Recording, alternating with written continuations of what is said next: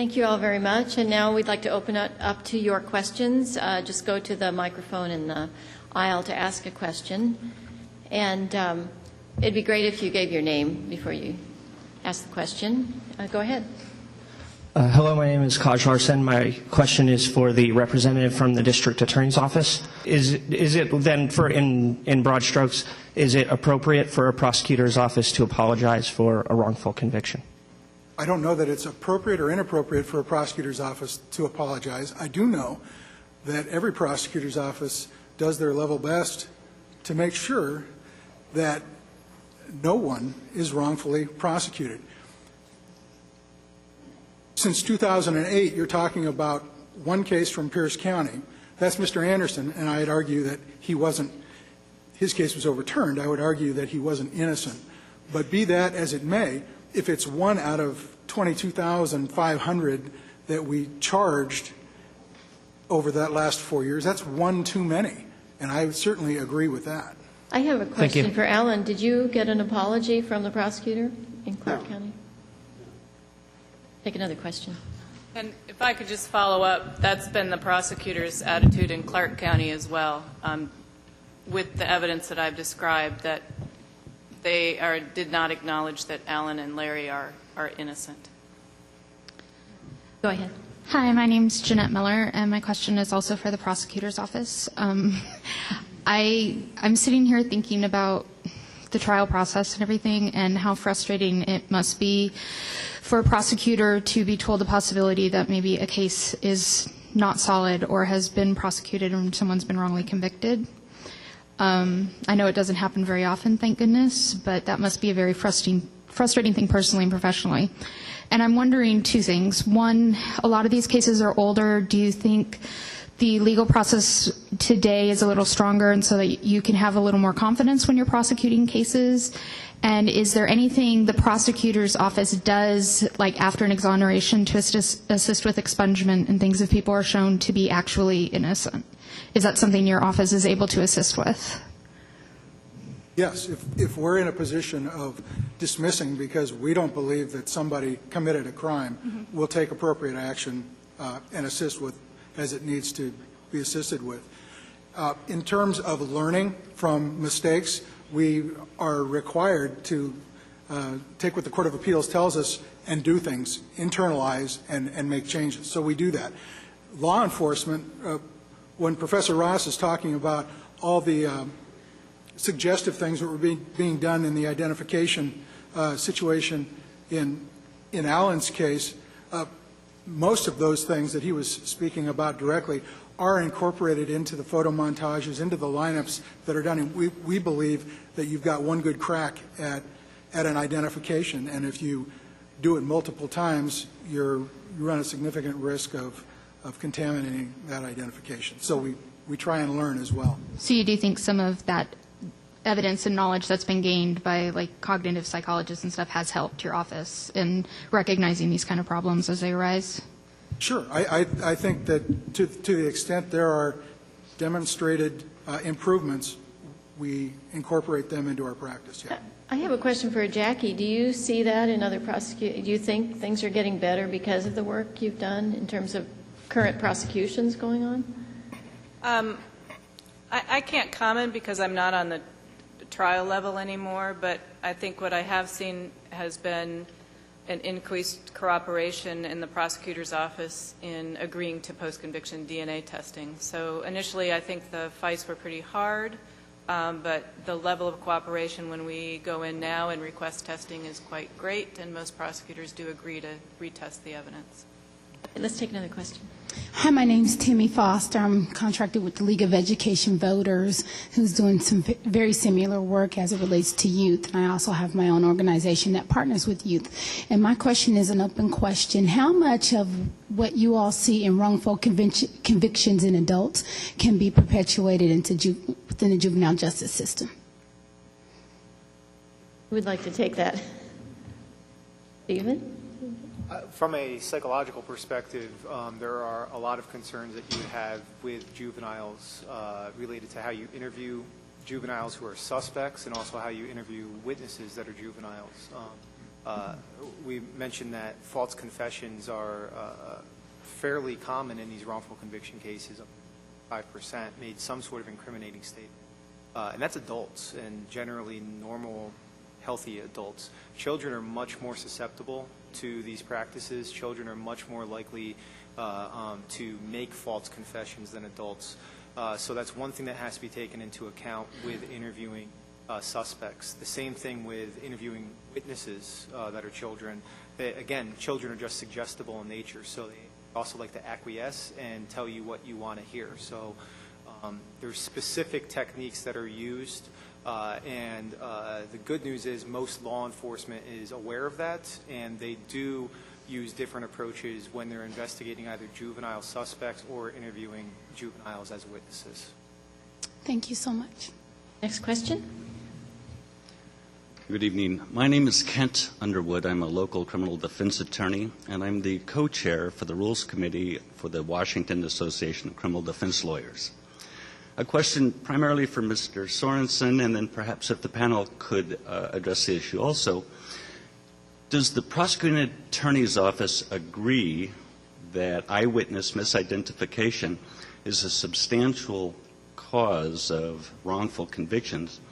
And would the prosecuting attorney's office support the promulgation of criminal rules from the Supreme Court governing eyewitness identification procedures? And would it support rules requiring the entire interrogation be recorded for future review? Thank you. Sorensen? Well, I think You most get to of it- answer for all prosecutors. Well, yeah, I'm probably going to have to defer to 39 elected prosecutors across the state as to what their response would be. All I can say, Mr. Underwood, is that we employ the best practices that are available in how we collect evidence, in how we, as an office, analyze the evidence that's been collected for us. You know, we have forensic interviewers, forensic child interviewers that deal with youth when they're being interviewed. We have prosecutors who specialize in youth prosecutions. We have prosecutors who specialize in every specific area of criminal prosecution. And to the extent there are things we can learn, we do learn. We train as much as we can, and we're supportive of the best evidence that we can get. But, Mr. Sorensen, isn't it true, though, I mean, if you're going into trial, you know if you have an eyewitness account that you have a pretty good chance of winning? I mean, people believe, yeah. even though they may know this, they believe that they believe an eyewitness. Right. I mean, certainly the eyewitness accounts are subject to whatever tests the defense lawyers can put to them, but they're also subject to, you know, whatever kinds of influences they come into the trial with, whether they're a cooperating co-defendant who's now been turned into a witness, whether they're somebody who knows the defendant as opposed to somebody who just came across the defendant during the course of, you know, a shocking event that happened to them. So I think that, you know, the jury is put in a position of analyzing their testimony and trying to put it into the rest of the evidence that we've got and see if it, you know, for lack of a better word, makes sense. Sometimes what the eyewitness is saying just doesn't make sense given what we know happened from other evidence. So. Someone else want to comment on this? Thank you very much. Okay, next question. Hello, my name is Brian Ferraccio O'Malley. I want to thank everybody for presenting, especially Al and Ted for sharing their stories. That's really interesting to be able to hear a firsthand perspective of what this means. My question, Deputy Prosecutor, is also for you. I heard you say in response to an earlier question that one person is too many, and I think that's you're putting your head, you know, right there where a lot of people hearing these stories are feeling that, you know, wow, if there are people who are truly innocent in jail, then we as a society should do something about that. I also heard the nuance between a person is innocent or the evidence, something happened. I think you used the statement, the Court of Appeals says a mistake was made. And that draws that distinction between these non-DNA cases like the individual with the going to, is it James? Yes, yeah, James. Going down to Los Angeles, or somebody like Alan and Ted's situation. In those situations where we do have, where there is a DNA element to it, what can we do proactively, either as a society or specifically the prosecutor's office, to say, yeah, if we're looking at 10,000 cases a year or 22,000 cases a year and one is too many, what can be done to get to that if we have 284 mistakes? I'm not sure I'm not sure I understand what you mean. What can be done? I guess my question is if the standard is one is too many, one person in prison wrongfully is too many, and we have these data saying, okay, 284 people are in there as a mistake, what can the prosecutor's office do if there are other ones, if there are other possibilities out there? Well, I think we do what we do every day, and that is demand of law enforcement, demand of the crime lab, demand of our witnesses to do everything they can to collect evidence as purely as it can be collected, and to present witnesses to us as purely as they can be presented. By the time we go to trial, the crime lab will have done their analysis. It may have taken to the time of trial before they ultimately get the work done because they're so stacked up in what they have to do. But by the time we get to trial, to the extent there's something to analyze, to the extent there's forensic work that can be done that might exonerate somebody, that might show we've got the wrong person charged, we're going to know that. So I guess then, sorry, let me clarify my question then. I'm talking about for obviously moving forward. Hopefully we're learning from all these things, like Professor Ross has talked about ways that we can move forward. I'm suggesting for the thousands of people that are in jail, if we have seen that there have been mistakes in the past, is there anything, in your opinion, we can do to make sure that we're not, if somebody doesn't write a letter, if somebody doesn't come forward, and, is there any chance for that person? What we have as an obligation, as a prosecutor's office, as a public prosecutor's office, we have an obligation to follow up on leads that defense provides to us. We think you've got a problem here. We want this tested for that. We don't sit back and say, no, we're not going to do that. We're going to do what needs to be done to the, within the restriction of resources that we've got. We follow up on everything that we can follow up on. So Jackie had something to say, and then I think we'll move on because we've got only a few minutes and a lot of questions. I just want to piggyback on a couple of comments that are made about the legal process. I mean, currently there is no legal process which allows a court to say this person is innocent. That's not the question that's ever before a court of appeals. They never make that kind of determination. They make the determination, is there a reason to grant a new trial in this case or to dismiss it on other grounds? But there's no mechanism now in which a court can make a finding of actual innocence on behalf of a person who is exonerated. And one of the things that the compensation bill would require is that the person come forward and make that showing of actual innocence. And so they would at least have the court's approval, even if everybody else is saying, oh, you aren't innocent, but we can't re-prosecute you because it's a tough case. So this bill would allow that opportunity to have that kind of finding. So Jackie, Allen was never declared innocent then? He was not. The charges against him were dismissed, which is all that a court can do. The court has no mechanism currently for making a finding of innocence. Let's go to another question. Okay. My name's Ann Summers, and this is a question for Professor McMurtry. And I suspect that there's more people asking for your help than you have the resources to help. So I was wondering if you have some process for prioritizing the cases. You have hit it on the nose. There are a lot more people asking for our help than we have the resources to help. We have tried to prioritize cases that have some sort of deadline, a mandate in the case that needs to be met. We've tried to now we've got a bit more resources to look at cases for post-conviction DNA testing because we want to make sure that those cases get reviewed before any evidence is inadvertently destroyed. So there's no, unfortunately, scientific method to our process, but we try and place priority on people who have upcoming deadlines or who whose cases can be brought into court for post-conviction DNA testing. Okay, let's take the questions of the people standing in line, and I think we are out of time. That's kind of overtime. I'm Ray Coleman. I'm the retired Deputy Director of the King County Jail System. And I guess my question becomes one of the eyewitness ID, because my professor back in 1970 at the University of Tulsa, who did time being a psychologist at Walla Walla, did a study of ID, but he concentrated on ID, witness ID, of people of a different race. 90% failure. 90% misidentified the person of a different race.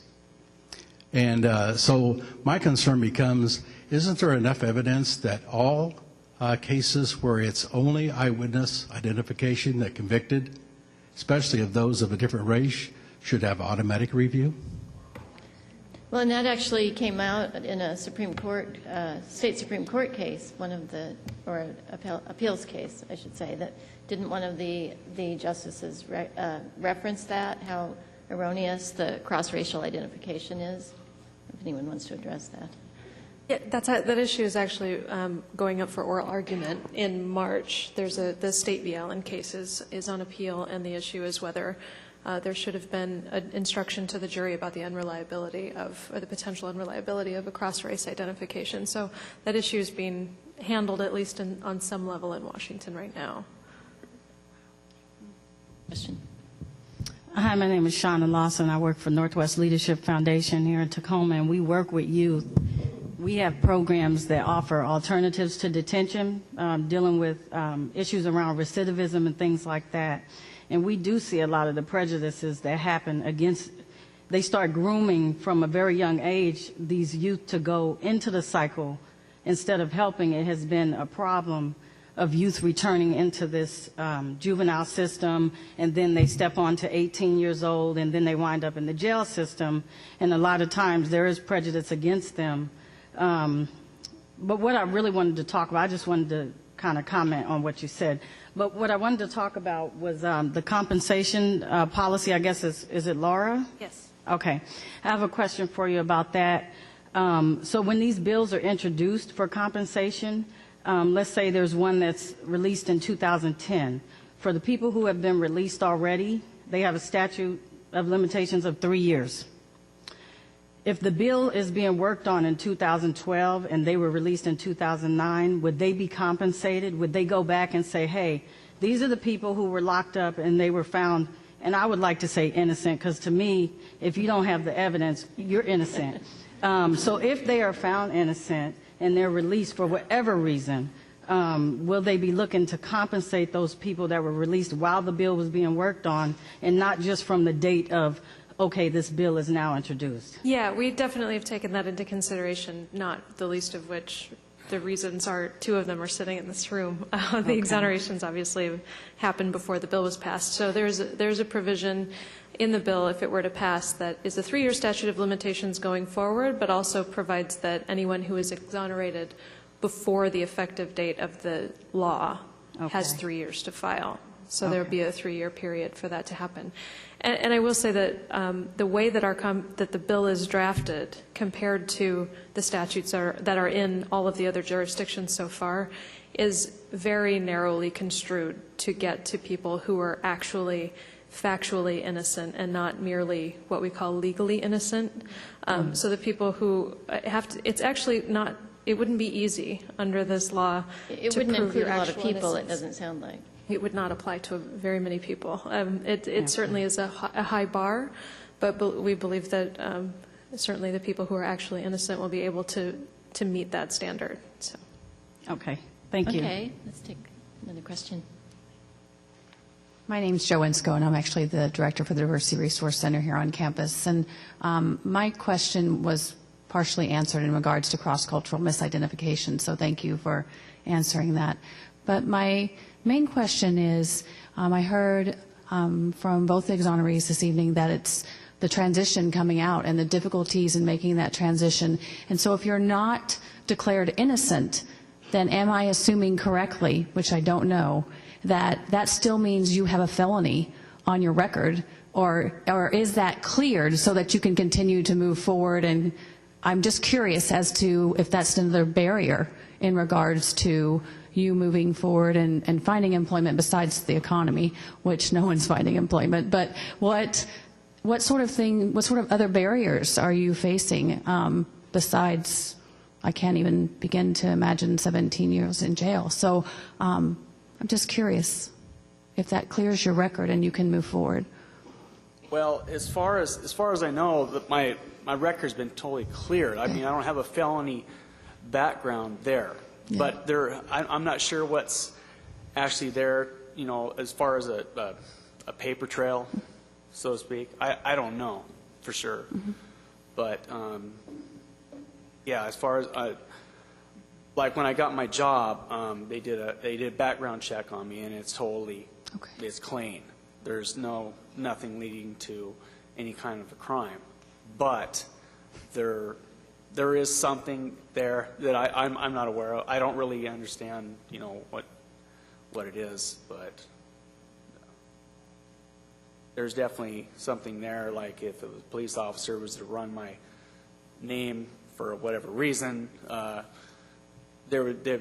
something would come up. But, Alan, wouldn't it show that you were in prison? I mean, or there would be a gap of 17 years. Yeah. Well, that's pretty obvious. Yeah, but, hard to put on a resume. Right. So yeah, you're right. But as far as, you know, what pops up on the dispatcher, you know, communication between the police official, whatever, I don't really know what's there. So. Thank you. Okay. Thank you very much. So that's our last question. Well, I have one last question for you, Alan. It's just, after 17 years, I would just think you would have so much bitterness and anger. And like while you were in prison, how did you deal with that and sort of go through it and come out the other side sane? I bite a lot of bullets, basically. I mean, yeah, I have a lot of anger. Oh, believe that. I mean, it's unreal. But I also know I need to keep cool head about this too. You know, because I mean, what happened is what happened. You know, and I'm just trying to get going again. You know, start over and try to forget. You never forget, but I'm trying to forget. You know, it's kind of hard to explain, and I don't know. Just try to deal with everyday things. It's just, I mean, the littlest things where you got to make a decision. Right away, I'll panic about something, you know, but then I'll think, oh, wait a minute, that's not that big a deal, you know. Breathe, you know, that sort of thing. And but little things, you know, it's just where I got to kind of plan ahead. I got to think ahead because I'm used to doing the same thing every day, you know. So those sort of things are hard to deal with. That's basic to anybody that hasn't, you know. Yeah. I've had people get irritated with me about it, you know. Yeah, then again, it's awesome. I mean, I love it out here. So yeah, it's. Oh yeah, yeah. I can't believe I didn't mention that. What's that? I play drums in a band. I'm a musician. I always have been since I was, you know, young, and I really focused on that while I was in there. That was my main thing to focus on, really. Exercising, of course, but yeah, the drum. And I play for a band. It's been good. What's the name of the band? Aqua Vitae. Okay. I didn't think of the name, but they're very good musicians. They're very close friends of mine, and they're awesome. And it's been going pretty good. So we're just starting out, but you know. I want to thank you so much for sharing your story, and thank all of the panelists, and thank you for coming.